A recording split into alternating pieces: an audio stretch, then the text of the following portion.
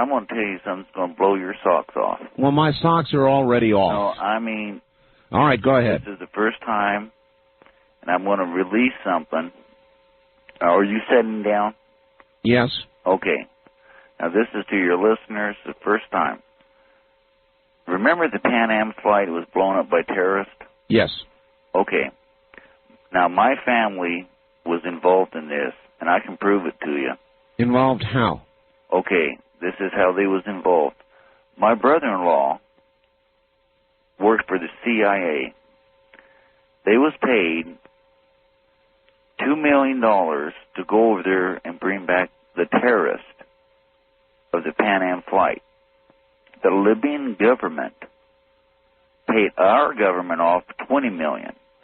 Now, the person you can talk to, do you want to know his name? No, I don't want you to give it on the air, no. Okay. We was paid off from these terrorists, from the living $20 million. And that, when I heard that from my brother-in-law, and my sister's involved too, and she works at Fort Knox, Kentucky, I was total outraged on this. Total outraged. Well, do you believe it? Yes. I can give you yes, I believe my family. And absolutely. And I'm willing to give you their names. No, don't do that. I mean, you can do it privately if you want. All right, look, I'd be happy to talk to your brother-in-law. Can I give you privately? Come me up there and bring me back? Fax it to me. Fax it to me. No, I'm not going to fax nothing. You're not going to fax nothing? No. Why not? Because that can be intercepted. Oh, baloney. Oh, he can. Well, then so can a conversation on a telephone. Come on, get real. Fax. All right, thanks. I have enough of that. That's ridiculous. It's absolutely ridiculous. You say a fax can be intercepted? You're calling a radio station on a national talk show going all over the United States with what you're saying. You say, take my call off the air, and you think that couldn't be heard if they wanted to hear it? That's ridiculous. Totally ridiculous. On the wild card line, you're on the air. Hello. That's Charlie, liberal in California. Totally ridiculous, yes. It's been a disgusting, despicable night all around, I have to say. First of all, for the, I really feel sorry for those Bible thumpers who continuously think that there's going to be some apocalypse and God is coming back. It's kind of like a guy waiting for a bus that you know is never going to come. And I don't know why they can't get it through their thick... Well, Charlie, I think that's one you're never likely to ride on. I don't know why they can't get it through their thick skulls. There has always been earthquakes. I know this is surprising. The earth is in constant motion.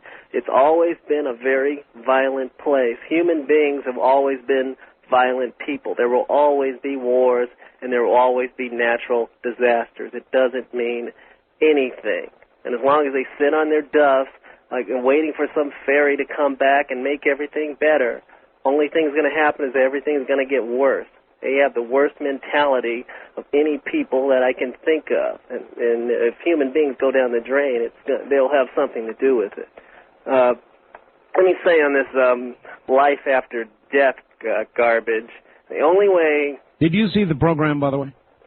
I had a friend that saw it, and basically what one of the doctors was saying is absolutely correct, and that is that there's been no human being has died and come back. That is a fallacy. The human brain can operate for at least 5 minutes.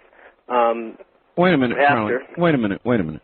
They are called near-death experiences. Now, how do you? Wait a minute. How do you decipher that sentence, Charlie? Oh, you're not dead.